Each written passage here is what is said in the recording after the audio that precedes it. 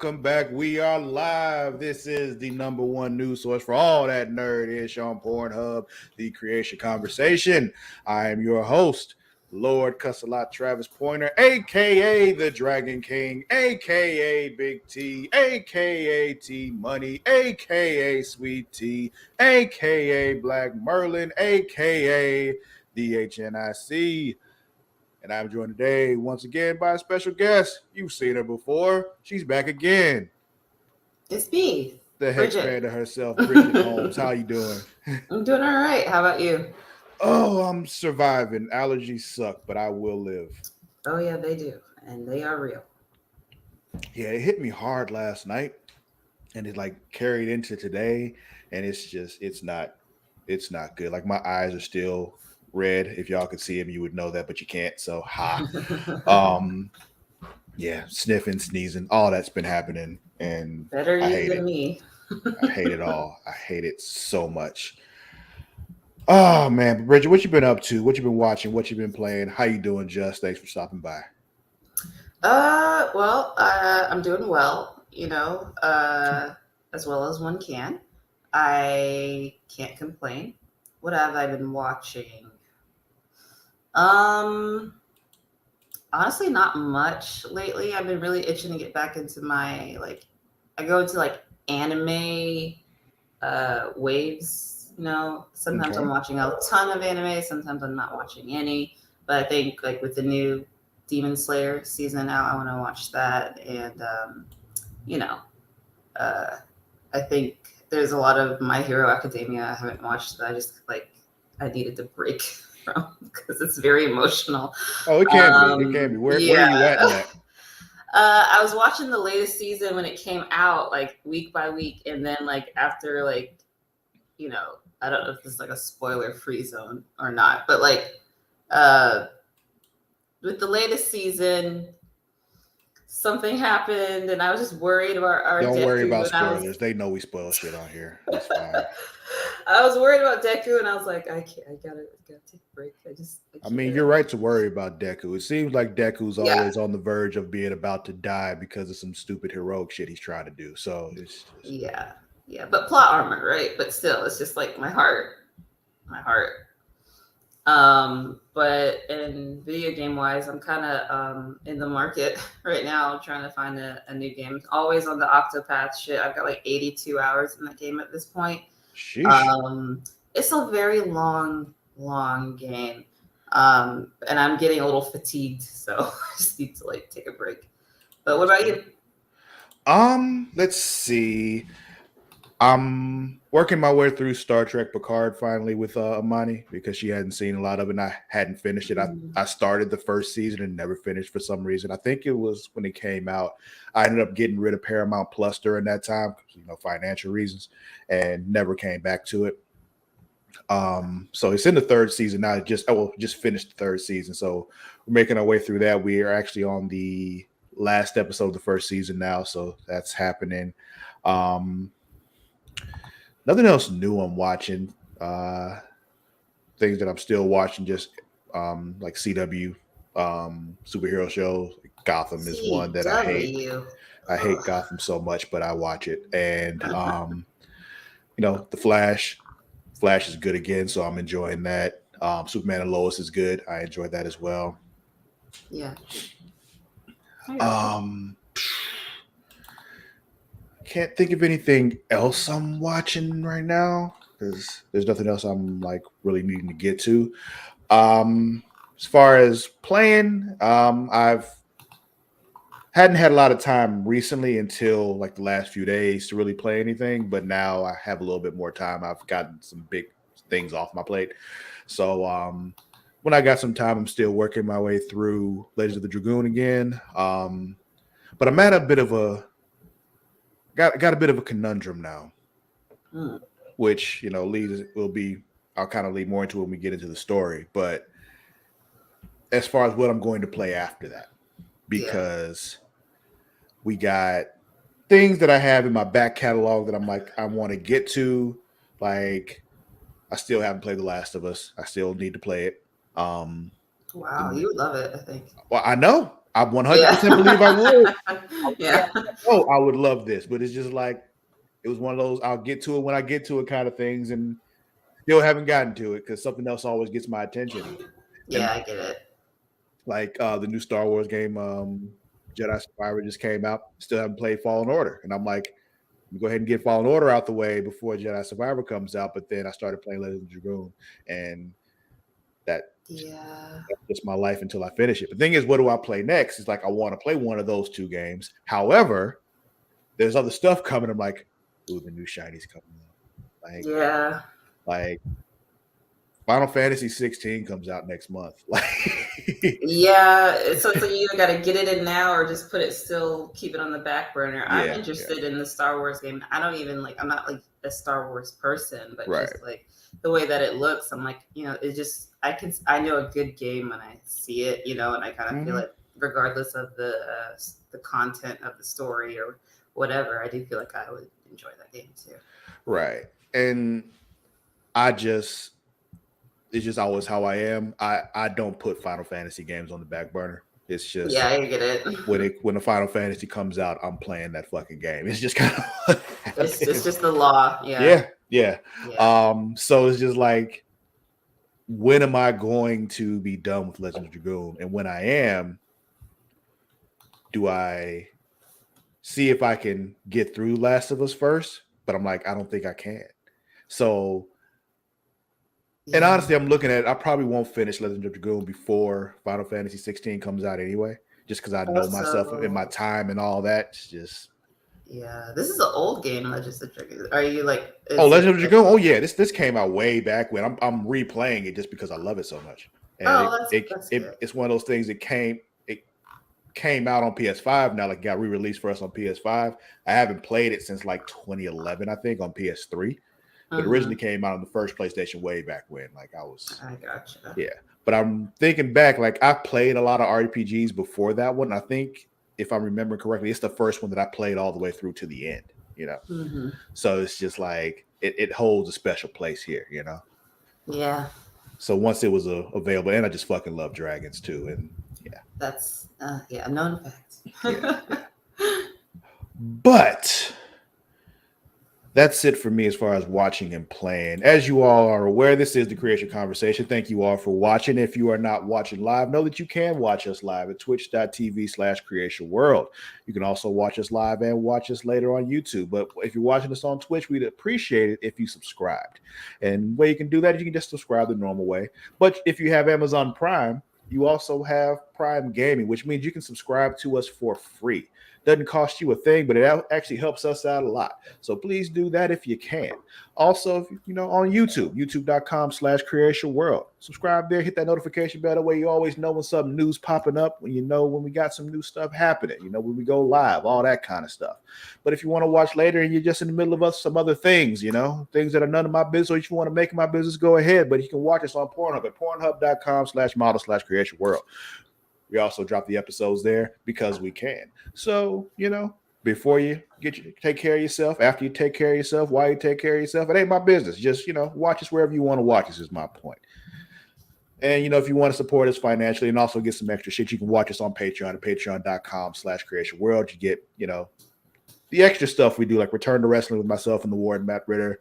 We're going through old WCW stuff. We just finished Fall Brawl 1997, working our way up to Halloween Havoc 1997. It's great fun. This is going to be a section that's very Hulk Hogan heavy, so Matt's definitely going to hate it, which is going to make me enjoy it all the more. So, there's that.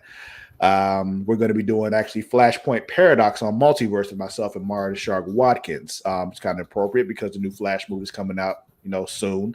So we'll be talking about the movie Flashpoint Paradox, which is based on the comic book that the new movie is based off of. So it kind of lines up. It's great fun. It's one of my favorite DC animated movies. So we'll be talking about that. And you get those for just $1 a month. And you get all the episodes that we've done before as well. So it's a good thing to help support us. We appreciate it so much. But all that aside, it is now news it time. Let's do it. News it time. So, our lead story today, Bridget Holmes. Probably the reason why you all clicked this, because you're like, what the hell is he talking about? I was like, what? You know, PlayStation's trying to get you pregnant. So here we go. Humanity used a PS5 controller to inject sperm with a robot and create real babies. Yeah, so it's a new fertility procedure successfully used a game controller and a robot. So this article comes from Kotaku, from Ethan Gach. Give him a click, check it out. But yeah, so Sony keeps saying that play has no limits, in quotes, and a researcher just proved the company right. A robot controlled with a PlayStation 5 DualSense controller managed to inject human sperm into human eggs, and the resulting babies were just recently born. It's all it's all part of an attempt to make in vitro fertilization easier and more affordable. The MIT Technology Review reports that the experiment took place at the New Hope Fertility Center in New York City, New York. Researchers were using a sperm robot made by a startup called Overture Life to fertilize some eggs. They apparently decided to sync it with the PlayStation 5 DualSense, which then allowed someone with no real experience to look through a microscopic camera, move the robotic needle, and successfully deposit single sperm into several eggs. Two baby girls have reportedly now been born from the process, which Overture claims are the first fertilizations via sperm bot. There's more to this article. If you want to check it out, please do so. Read more. But surface level, Bridget, what do you think? How you feeling about PlayStation robots used to inject sperm and make babies? So it's honestly like the controller is very intuitive. Yeah. So like I'm not like mad about that being used as a tool. In fact, maybe it could be used in like some other like surgical ways, like just because most people know how to use a controller and like people are very good with those controllers. Mm-hmm. And honestly, I'm down for it because in vitro is a big deal and lots of people can struggle with pregnancy, and if this is a way to help them, then I see why not. Like I'm down for it. Yeah. I mean, I'm all with it too. But this is all part of a larger scheme, and I'm just want to make sure you're aware of this. We've been talking about this on this show for a long time, right? Mm-hmm, mm-hmm. I don't know if you knew this. You probably don't because I haven't told you, I don't think. But PlayStation has been secretly making sex toys for quite some time now, and people just aren't paying attention. So here's the thing. First, they announced a new well, they didn't announce it, but there's rumors that a new handheld from PlayStation is coming. Uh-huh. And this new handheld from Sony is supposed to be just 100% like a remote play kind of thing that syncs with your PS5 so you can play your PS5 games mobilely all over the place, blah, blah, blah. Uh-huh. So the idea of being able to sync something else to your PlayStation besides just your PlayStation controller for one, remote play, yeah, we know what you're up to. But it's not just that. About a week later, there was a patent that went out that people saw of a new PlayStation controller that had, things on it so it could heat up and cool down and was made from certain materials that made it like, softer and easier to hold and all that kind of stuff. I'm like, you're making a secret dildo, aren't you? They very well may be like exactly. the gamers exactly. And combine that with the remote play. I know what you're doing. Either that or you just gave them an idea that they will steal. And that all leads into this. They're going to use these remote play, new PlayStation dildos to put babies in people. And I, for one, just want you all to know, I saw it happening first and I told you. Yeah, he said that. He said that. He just... That's what's happening. You can choose to believe me or not, but hey, just when it happens, remember, Travis told you. And keep it, just to keep it real, be 100% with y'all. I'm not saying there's anything wrong with it. I'm just saying this is what's happening. Yes, it's a conspiracy for sure. I'm just trying to let the world know, make sure everybody's aware of what's really happening. Look out for it. Trying to give you guys a heads up. Exactly. Because I care, Because you care. Because I care. Exactly. But anyway, anything else about, PlayStation Prego Robot? So You sound like you get have why questions. I get that there's no like video, but I'm like I want to see it. You want to see how it happens? Yeah. I want to know like what is it like? Everybody's like in like hazmat suits with the controller, like moving slowly, like controls the robot and it finds the egg and injection and then press X. like probably the triggers. It's probably the trigger. Oh yeah, you're right. The trigger, yeah. But like a slow trigger, like I'm like, what is because like the can't go too fast. The triggers have like the haptic feedback and the pressure sensitive things. You can like change the pressure on the triggers. So it's just like, it's a whole thing. See, I'm telling y'all. I'm like, so this is so interesting. Like, wow, science. Science is amazing. It's fantastic. But one thing you don't need PlayStation 4 and that you can just, use to take care of yourself right now instead of using a new upcoming, secret PlayStation dildo that's being developed. You can just get something from Adam and Eve. Adam and Eve is the nation's largest market of adult products with millions of satisfied customers in the United States and all over the world. Founded in 1971, Adam and Eve is also one of the oldest names in the rapidly evolving adult industry. For more than 50 years, they have built up a reputation as a trusted and reliable adult toy store that takes pleasure and privacy seriously. When you want to shop erotic toys, Adam and Eve has it all. Men and women, straight or gay, and anywhere in between, Adam and Eve has the adult toys you're looking for, including but not limited to vibrators, dildos, anal sex toys, bondage toys, couples toys, lube, sexy gifts, and accessories. Unlike other stores, Adam and Eve stands behind all their products and offers a no questions asked returns policy. So whether you've bought a dildo, sex swing, or penis ring, you can get a refund within 90 days if you're not 100% satisfied. So go to adamandeve.creatiaworld.com and use the code erotica to receive 50% off one item plus free shipping on orders of $49 or more. That's adamandeve.creatiaworld.com and use code erotica to receive 50% off and free shipping. Link is in the description. All right. We got more stuff here. Some pretty big news that actually just was announced today. There's a new Xbox Games Showcase that's been announced for June with a dedicated Starfield Direct after that, which is also pretty exciting. So there's also going to be an extended show later on in the week. But this article comes from IGN, from Matt Purslow. So, go there, give them the clicks, make sure they get the views on the page so no more people at IGN get fired. All right.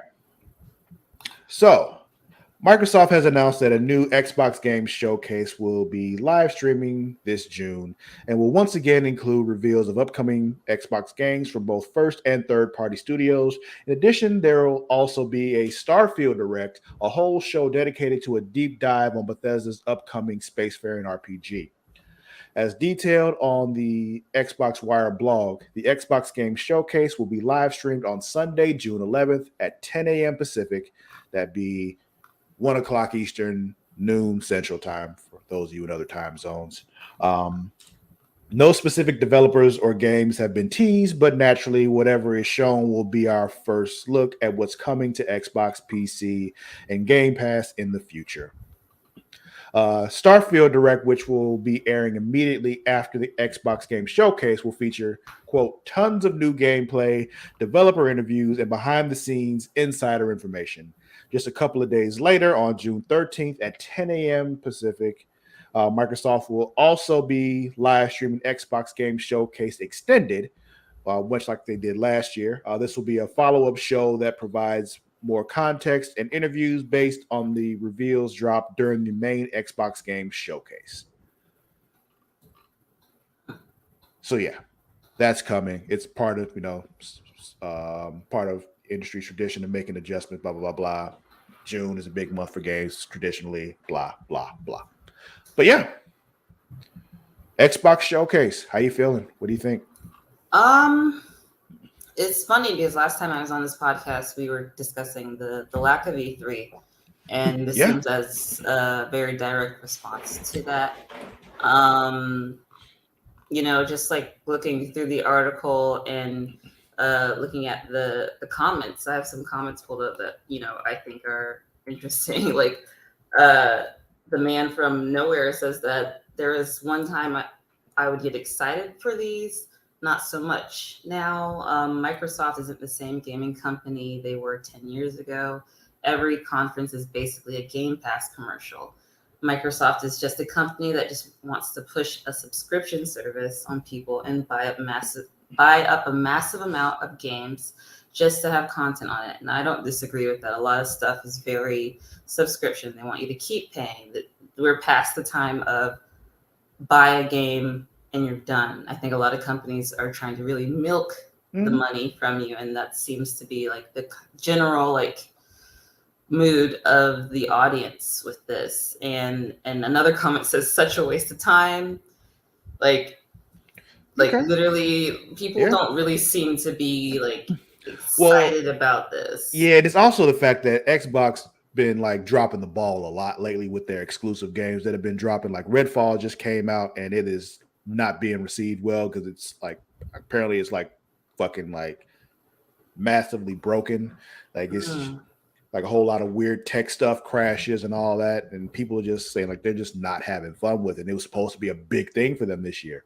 I'm interested in this just because I enjoy, showcases like this. They're fun to watch. I also am really interested in what Starfield is going to be because that's one of those things that we've been waiting for a long time. It's from Bethesda, the folks that made Fallout.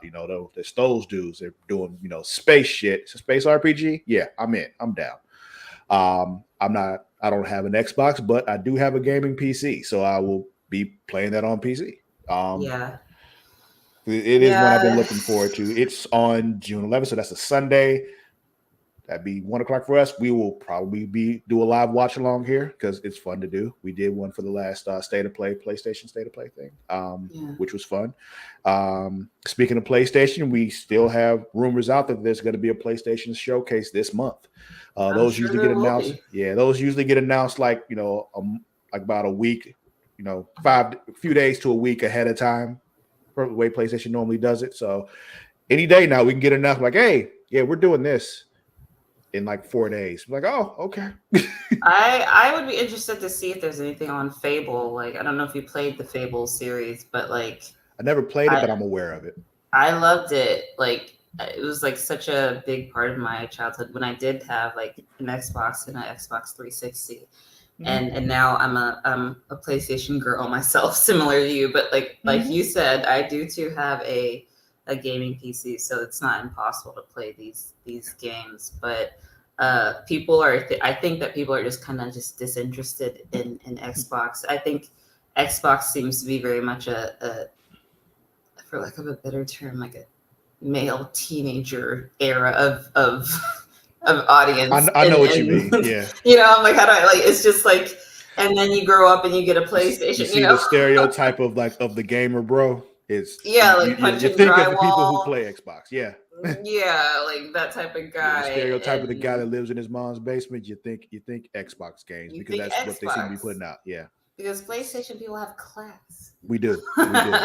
We get games like The Last of Us. All right. We get and like there's my issue. Detroit Become Human. Heavy rain, things like that. We play all games the with RPGs substance. that are so anime based, styled. It's like it just seems like PlayStation cares more about Persona, Final Fantasy, all them. Exactly. Yeah. So I guess PlayStation's house. You just living in it. Pretty much, yeah. I feel bad for them. They should just focus on, PC. I think I don't, and I think a lot of people feel the same way. For sure. I mean, this is the thing. They're still doing pretty well in the console, where they're just not doing nearly as well as PlayStation. That's really the only thing. So it's because people's moms are just buying it for them. It's not actual adults buying the new, if it's an adult, it's a guy playing Call of Duty or Halo. It's there's no weight to the stories that Xbox games put out, I think. Yeah. Because they, like I said, Redfall not doing well. The last Halo wasn't really big on people, and they had to cancel some other Halo stuff. It feels like a lot of it's crumbling, and we're It's still like all they just waiting for the don't. next big Xbox thing to be good. It's not happening. Yeah, they don't like seem to like respect the players quite literally. So I get it. But if you're playing games from people that do respect you, you're going to be playing for a long time. You're going to need some energy, and the way you yeah. keep that energy up is with Dubby. Dubby is a clean energy drink that is made to give you focus with no crash, jitters, or angst like other energy drinks. They also have no maltodextrin fillers and don't use artificial dyes. Dubby contains vitamins, amino acids, nootropic, and 150 milligrams of caffeine. The product is made in the USA in an FDA-inspected facility that strictly adheres to GMP manufacturing guidelines. Dubby has handpicked what they believe to be the 10 most critical ingredients for focus and concentration. Dubby contains important aminos and vitamins that canned energy drinks simply don't have. Dubby uses Neurofactor, a patented all-natural coffee cherry extract to help fuel you. This ingredient is what gives Dubby its laser focus and fast reflex effects, making it especially perfect for gamers. They disclose full ingredient amounts, and the products will never contain fillers or artificial colors or dyes. Dubby is also sugar-free, like I mentioned, maltodextrin-free, and it's keto-friendly. So go to dubby.creatiaworld.com and use code Creatia to receive 10% off your order today. That's dubby.creatiaworld.com and use code Creatia. The link is in the description. So, moving forward here, I got a trailer I think we should check out. Let's look at it. Well, I got a couple of them actually, and I'll give you a choice here: race cars or cowboys. Cowboys, please. Okay.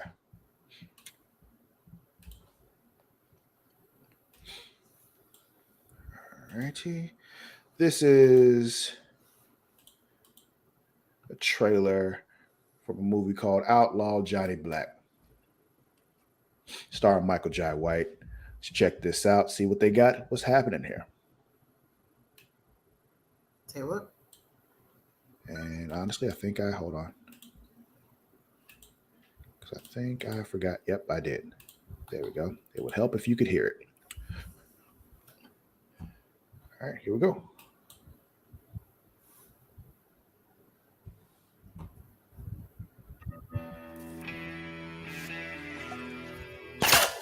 Oh. From the brothers who brought you Black Dynamite comes a brand new movie that's show out of sight. We've been gone for a while, but now we're back with a Western adventure. I love it already. Johnny Black. It's a rootin', tootin', six-gun shooting, romance, clips up. Oh, this is fantastic. Oh yeah, this is good. Oh, I'm so happy. Stealing, unruly, and truly groovy kind of movie. He made Billy a key, took the eye from one-eyed Jack. He's a high plains drifter. Ain't nobody swift. Johnny Black.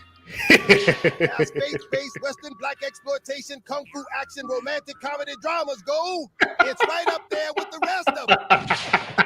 Wow. Oh my God, I'm so happy that exists.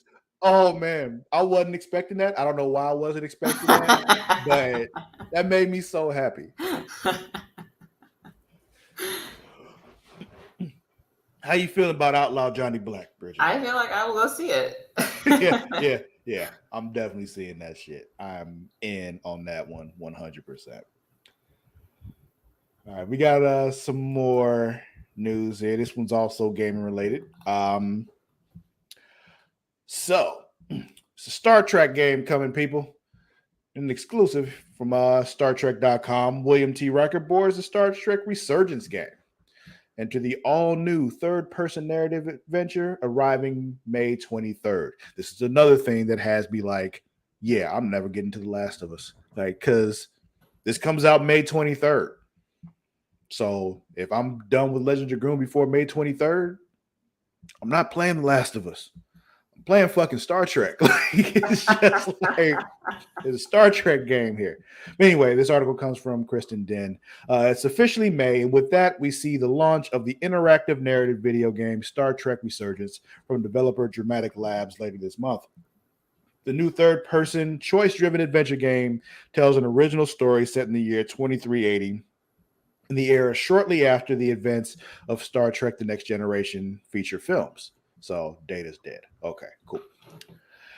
In Star Trek Resurgence, stationed aboard the USS Resolute, players will assume the role of two principal characters. First, Officer Jara Riddick and engineering crew person Carter Diaz, as they unravel a sinister mystery involving two alien civilizations on the brink of war.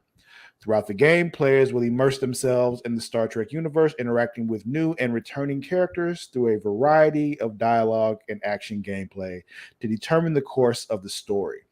We're excited to exclusively reveal that William T. Riker will make an appearance in the game, with Star Trek legend Jonathan Frakes reprising the role. There's more to it, but that's the gist of it. Star Trek game coming May 23rd, story driven, of course, and Will Riker will be there. I'm in. I would say if this is like a picture on this article, this is a picture of the end game, like man and characters. I'm less than impressed. Oh yeah, you're very visually art driven, so I understand how that would bother you a lot more than it bothers me. I'm just like, this looks, it's very going into the realm of Uncanny Valley. They're on their way there. They got their backpacks and they're about to climb into it. You know, I'm not a big fan of the way this is looking. Realistic looking games, especially games based from things that exist, the people that exist. You know, it's tricky. And if you can't do it, then don't try. Just don't. And what you can do is just make it very stylized. Stylized games don't age; they're timeless. But when you do something like this, it just looks a little bit. It has the potential to just look like if we can see their teeth, I would know for sure if this is something that should be done or not. You know, but it's not. It's coming. You know, they could. You know, we'll see. Yeah. So it's coming out. Like I said, May 23rd. It'll be on all the Xboxes. It'll be on PlayStation 5 and PlayStation 4, and you know, also Epic Game Store for PC. So who asked for this though? I mean, I didn't ask for it, but I'll take it. You'll take you. Do you see yourself playing it? Yeah. Okay. That's what I was saying. Like that's one of the reasons why I told you I'm never getting to The Last of Us. It's just you would play this first before The Last of Us. Yes, because it's Star Trek. Okay. That's fair. That's fair. All right. So I think what I can do here, because there's really no good segue for this, because you mentioned The Last of Us, and Matt before said there was something about a dog. And what we can do is I'm going to talk about dog.com real quick. You know, dog.com is your online dog supply shopping and information destination. Everything your dog needs, from toys to treats and food, is available, including collars and leashes. They even have outdoor gear and water safety gear for your furry friend. So what I need you to do right now is go to dog.creationworld.com to receive up to 64% off your order today. That is dog.creationworld.com. Link once again is in the description. So yeah, there's a theme here, people. All of our ads work together. You know, we got it. All of our ads work together. You know, you need a lot of energy when you're taking care of your dog. So you go and get yourself some Dubby. Also, when you know you have your sexual exploits going on, you get a little help with that.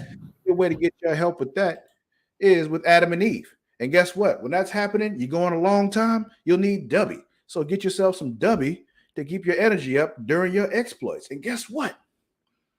During your sexual exploits, some people like having a collar. Some people like having a leash. And you can get that from dog.com. I mean, I'm sure they also have them on Adam and Eve, but you can get it from dog.com. It's probably cheaper there. You know, you don't need to get the fancy one from Adam and Eve. It serves the purpose if you get it from dog.com. So do that. Yep. Duffy. All right. Let's see. You know what? I got another trailer here. Well, let's go race cars this time. I mean, cowboy. Are you familiar with the game series Gran Turismo? Familiar? Yes. Played? No. Well, here's the trailer for the movie. I always people play racing games still, huh? Yeah. And usually it's a bigger deal when a new console comes out because racing games are always a good way to show off how good stuff can look on this console because I see. you show off how detailed the cars can be and how fast they can process stuff with, cars zipping around and all that kind of stuff. So it's usually a good way to showcase new consoles, but yeah. So I'm going to start this trailer now. If you miss a line in the game, you reset. You miss it on the track, you could die. Who do you think the best driver is? Probably Rory. I would dust him in a lap. Jan, all you do is play video games with some crazy dreams of racing cars. Dad, you're the one that told us to always do something we love. You know what racing cars cost? Look around. It's not our world, son. What is this? It's a contest. The best Gran Turismo players in the world get a chance to compete in professional racing. Dude, this is real. This is real. I'm sorry. You really think you're going to take a kid who plays video games in their bedroom, you're going to strap them to a 200-mile-an-hour rocket? It'll tear them to pieces. For some reason, I thought we were watching a game trailer. This is a trailer for a movie. Your kids are scrawny little gamer kids. Is it? That's where you come in. A game? Must be a new experience for you, moving your legs. Just realized I was still muted. Yeah, this is movie based on the game. When you're in a race, the cockpit. If there's gonna be Fahrenheit. a movie about a game, Astronaut experiences. and I hate those, then I don't think you can go wrong with a racing game. I really, because you never see the driver, you just see the cars. We have no expectations. Yeah. Was that Orlando Right. Bloom? I have zero expectations for this movie. You're right. Welcome to Team Nissan. Wow. I haven't seen him in a long minute. Major leagues. The other driver. I mean, I'm loving the nods for the music in the trailer, though. Hate Me Now is one of my favorite songs ever. So, yeah. The game is called racing. If you miss a line in the game, you reset. You miss it on the track, you could die. It's like a good old sports movie. Good old sports movie. Good old sports. Good old sports movie. That's what I'm talking about. Unrelated. No, I'll tell you later. Oh, man. So, yeah. Gran Turismo. That movie's coming. I probably wouldn't watch it, but Yeah, I'm coming in sure August. there's a niche group of people who will. Yeah. It's one of those I'm not super excited for, but if August comes around, I'm looking for a movie to go see, and I got nothing better to do. Yeah, I'll go see. Literally Gran Turismo. nothing better to do. Like no other thing to do. And honestly, I wouldn't pick. I would if it was like a streaming service type of thing that I already have. Then yeah, sure. Yeah, like it's one of those movies that I'd see like on a Saturday afternoon.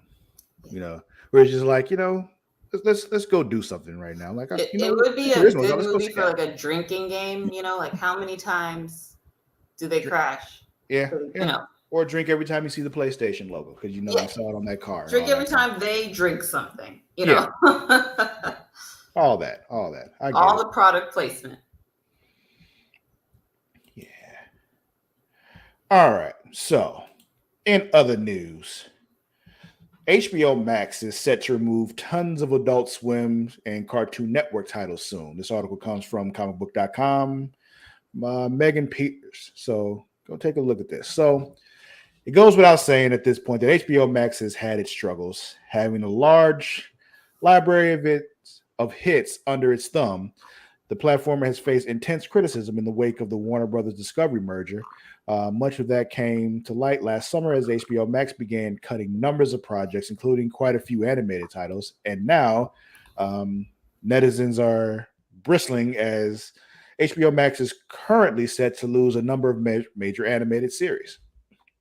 The update comes from HBO Max itself as the service updated its Last Chance catalog now that May has started. The category includes titles that are set to leave by the current month's end. The users notated a number of Cartoon Network hits were listed along with Adult Swim titles. From Ben 10 to Metalocalypse, the list is pretty surprising. You can check out the full list of animated titles here. I can, rate some of them. Ben 10, and Ben 10, 3 Ben 10 shows. Dexter's Laboratory, Foster's Home for Imaginary Friends, Flapjack, Clarence, Metalocalypse, Space Ghost Coast to Coast, all leaving HBO Max.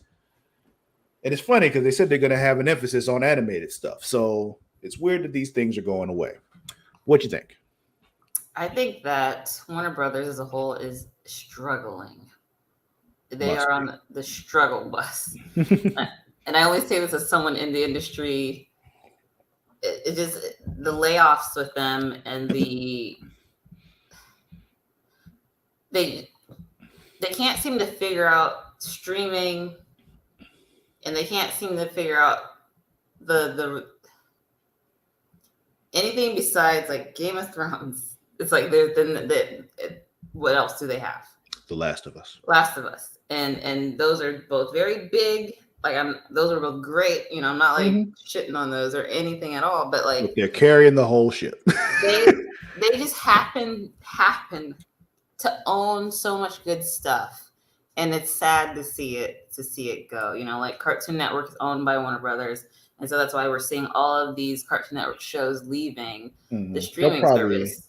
It's one of those things they'll probably pop up on another streaming service, but now you got to figure out where the hell they all are. And it's the thing, like I just don't know, because Warner Brothers owns HBO and Cartoon Network. I don't know if Warner Brothers will just put their stuff out to other streaming services. Well, I think that's kind of what their new strategy is going to start being. Like a lot of the stuff that they own like that is like they take it off there and they sell it to other platforms. Get that revenue. It just sucks, I know a lot of colleagues that, worked for Warner Bros. And like their animation it's good. It's just that they aren't adapting. And I don't know, like even with the kid, I don't know what kids are watching these days because they don't just have cable the way that we did, And so it makes me curious, like, are they just watching like movies all the time, like Frozen over and over and over again, or like Disney Plus? Does Disney own the children? Who owns the children? From what I hear from nieces and nephews and all that kind of stuff, it's a lot of YouTube, Bridget. That's what it is. YouTube's and streamers, and it's sad. It saddens me, but like I don't blame it either. I understand. So, I never watched Ben 10, but I was a big Foster's Home, Dexter's Lab. Flapjack was just like chef's kiss, like so good, so stupid, so funny. Clarence was also pretty funny. In those Adult Swim shows, I see them probably going to most of that stuff probably will go to Hulu, I think. Yeah. It's with me, it's kind of like Dexter's one that I'm like, oh, that sucks that that's not there anymore. But I can't tell you the last time I looked for Dexter. And then there's Space Ghost Coast to Coast, another one I remember from back in the day. Yeah. Wasn't really looking to watch it though. So it's just one of those things like I kind of see why, because people aren't really watching them enough of them, won't be in there, so you sell them somewhere. Because I just found that Powerpuff Girls is on Netflix right now. Yeah. And I was watching it like for nostalgia's sake, but I don't know, like my kid wasn't interested at all, but he's like a baby. But I think that this is like a wormhole I could get into, but I think that the industry is struggling a little bit to grab its audience. Yeah. There's so many choices now. There's too many choices. It's like petrifying how many choices there are. You don't even know where to. where to begin?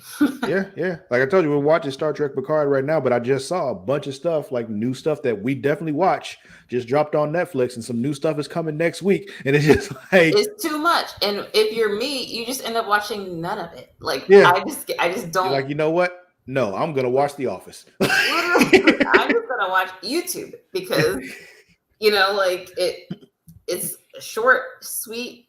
I don't need to get invested because sometimes I think with all these choices, it makes it hard to invest yourself in sitting down and just digesting what you're seeing. It's hard. I want to ask you something else as someone in the industry. We talked about this on the show yesterday. I wasn't on the show. It was Matt and Will. But the writer's strike, how's that affecting you? Well, it isn't yet. It could. Yeah, about to say, you do know that's the story about the other thing is in Variety now. Like it's official. Like I'm definitely on the writer's side. They need to be paid more. The studios aren't anything without the writers, and so they need to just meet their needs, or you will have nothing. And last time there was a writer's strike, it was a big deal. Oh yes, see, a lot of people don't remember that. I do.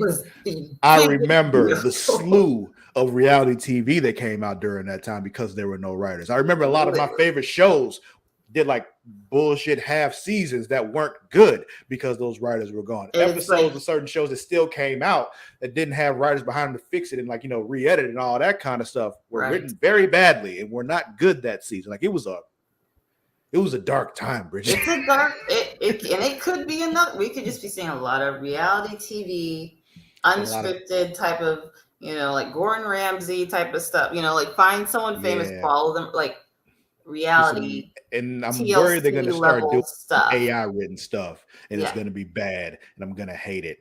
Like if you like good TV, and there's nothing we can do. It sucks. There's nothing we can do except for hope that whatever the writers want, give it to them. Just give it to them. Yeah. And I'm sure that it's not unreasonable. Unreasonable. It's just because things have changed as far as the streaming goes and all that kind of stuff, and they're not being compensated properly for it, and they need to be. Yeah, treat the writers the way you would treat the actors, the way you would treat us like you would treat them.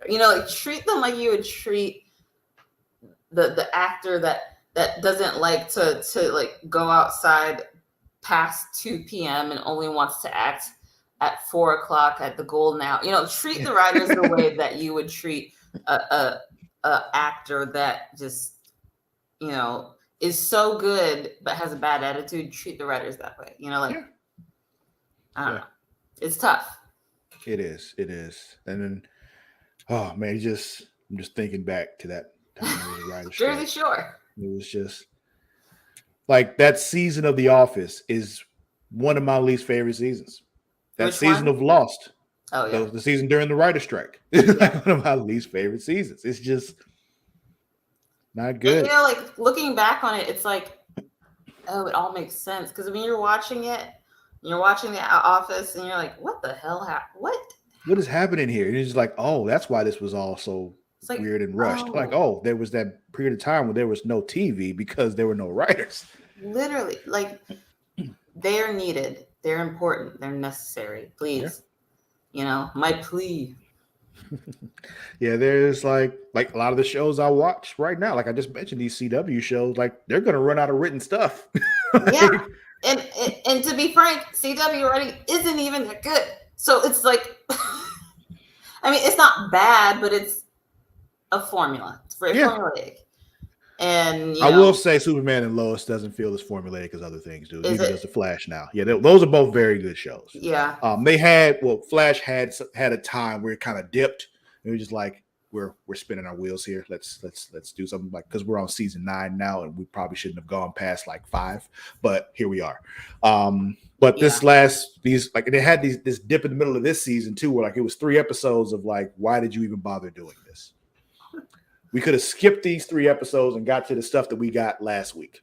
Like, none of that stuff was of consequence. But anyway, luckily they finished like even shooting all the rest of the episodes of The Flash. So The Flash is going to be okay. But Superman and Lois, maybe this is what we need to make Gotham Knights go away. Maybe that show just doesn't happen anymore after now, and I'd be okay with that because Yeah. I don't like that show. I only watch it because we cover it here. The worst part is I wish Warner Bros. Did not own DC. Sometimes I wish it so badly. Yeah, I understand. Because DC animated is the best, hands down. They have a higher, to me, DC animated is better than Marvel animated. But live action wise, Marvel is just, like curb stomping. Yeah, yeah. And it's disappointing because we get all these shows, and it's like we don't want to watch because we know it's going to be bad, unless it's The Flash or Superman and Lois. Like Arrow, The Flash, Superman and Lois. Like the Arrow started. Yeah, good. Arrow was good. Yes, like I said, toward the end it kind of petered off some. It was just like, okay, we're doing this for too long. But when it started, hell yeah. What about Supergirl? Season 1 and 2 were good. Yeah. And then I was over it. They started doing that thing that a lot of TV shows do. And The Flash started doing it too, where everything was solved by the power of friendship.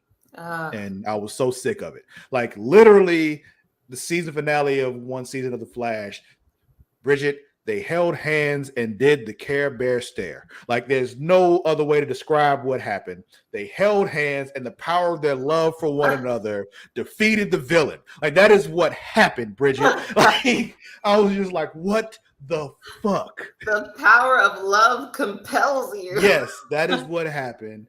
I'm like, they really just defeated the villain with the Care Bear stare. Wow. Yeah. That's the kind of thing that happens if you start thinking you can use AI writers, people. Do not think that that's the solution. And somebody else believes that AI is not the solution to everything either. This is a man that walked away from Google. So AI pioneer quits Google to warn humanity of the tech's existential threat. This article comes from the Washington Post, actually. Yeah. We get stuff from reputable people too. We get the highbrow stuff. Don't think we only go to the nerdy comic book stuff to get our news. No, we talk to the big people too. But anyway, this article comes from Victoria Bissett.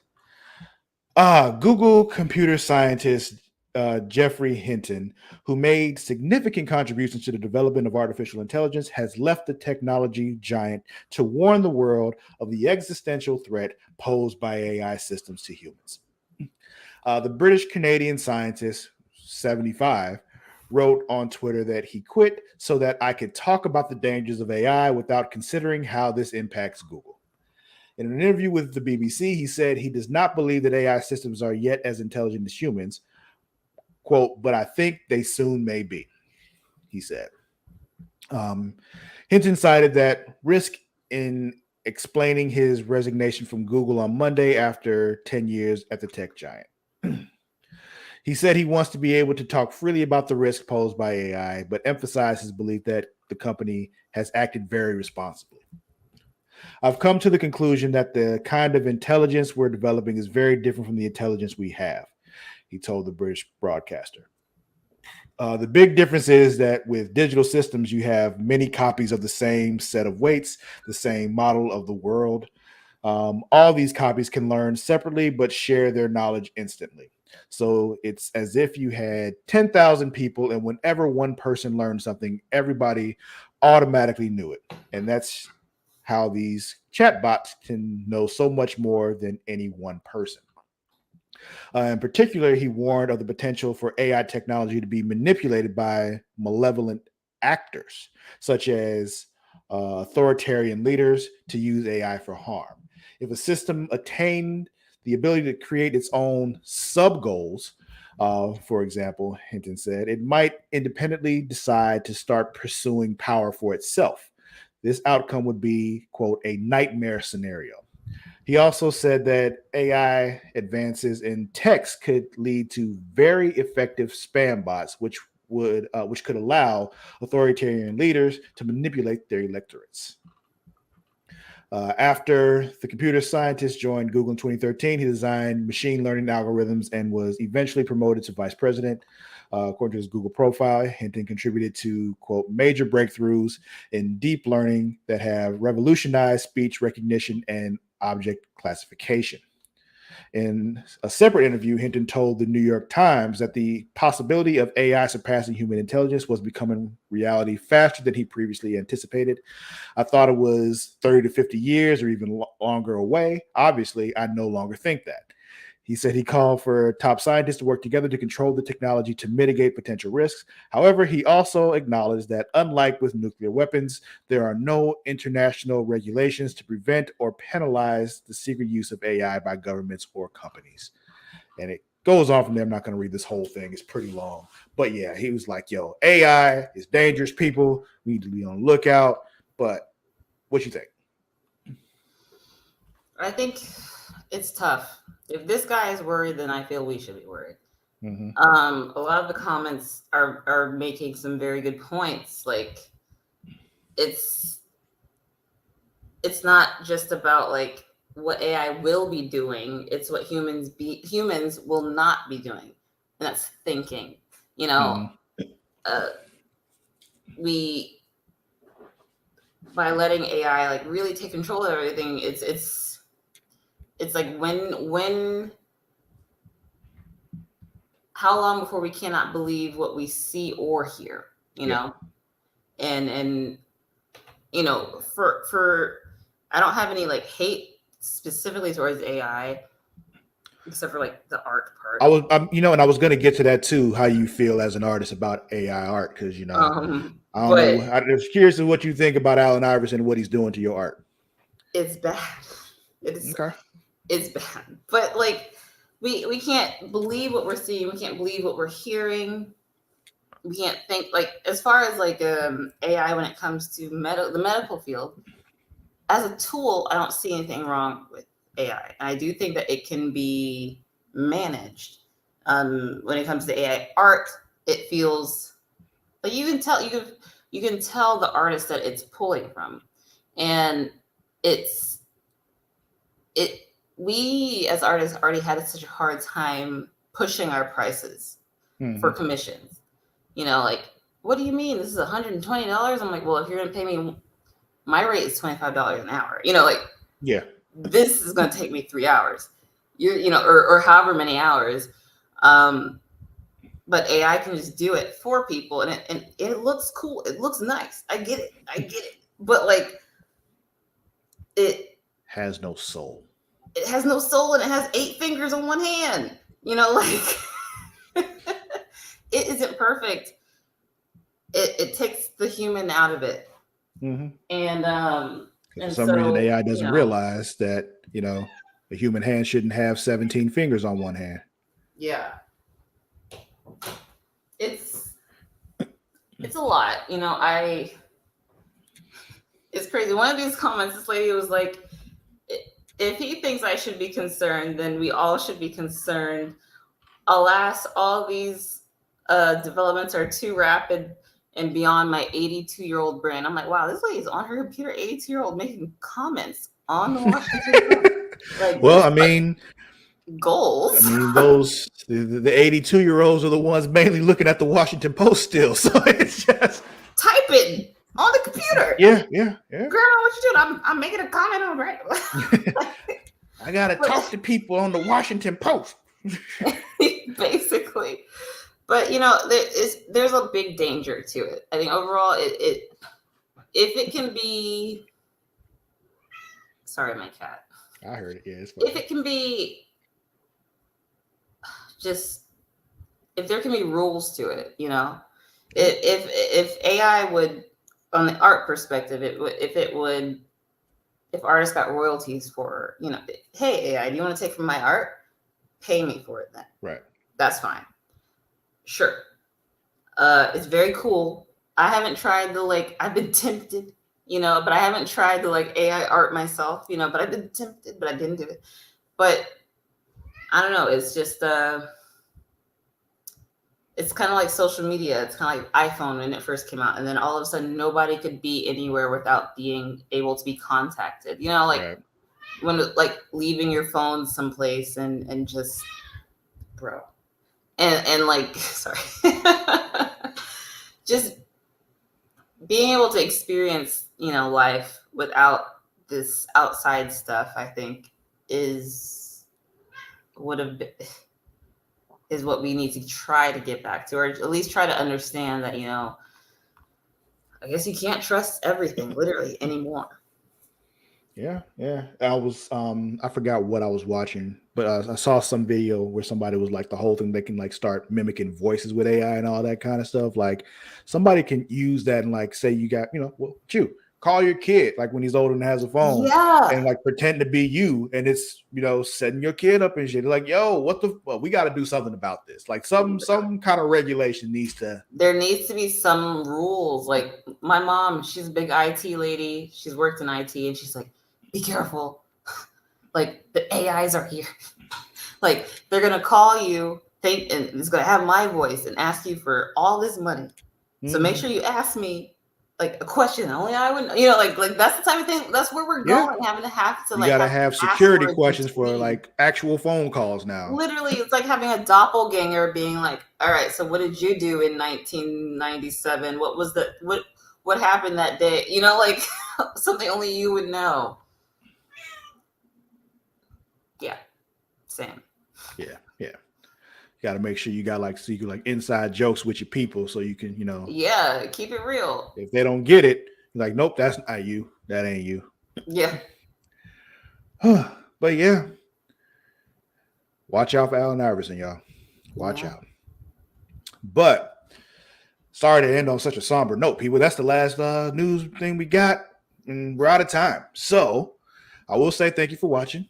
Don't forget, you know, if you really want to know more about us and check more of us out, you go to creatiaworld.com. That's where you find out about all the things we do, all the shows we got, and all the people that are part of the team. You know, check that out. Find out more things about us too. You know, you want to know what my favorite drink is? That's where you go. You want to know how many tattoos Matt has? You go there. He's got a lot. You want to know how many piercings Mara's got? You go there and find out. You want to know, I don't know, what Vince's favorite ice cream is? Go there. Find out. But yeah, creatiaworld.com. But also don't forget you can follow us on the socials, Instagram, TikTok, Twitter, at It's Creatia World. That is at ITSCREATIA World. Also Facebook at facebook.com/Creatia World. And while you're on Facebook, you can check out our Facebook groups we got. One of them being facebook.com/group/Dem Dragons. If you're a fan of Game of Thrones, a House of Dragon, go there, check it out. Talk Game of Thrones and all that kind of stuff. Or if you just got cool pictures of dragons, just drop those in there too, because I love seeing dragons. I will like that so fast. Do not hesitate. Share all the dragons. Also, if you're a wrestling fan, you want to go to facebook.com/group/Smacking It Raw. You go there. It's the official Facebook group for our Smacking It Raw podcast. That's every Friday night featuring the Warden, Matt Ritter, Vince Delgado, Katie Kinsey, baby. And also Patreon.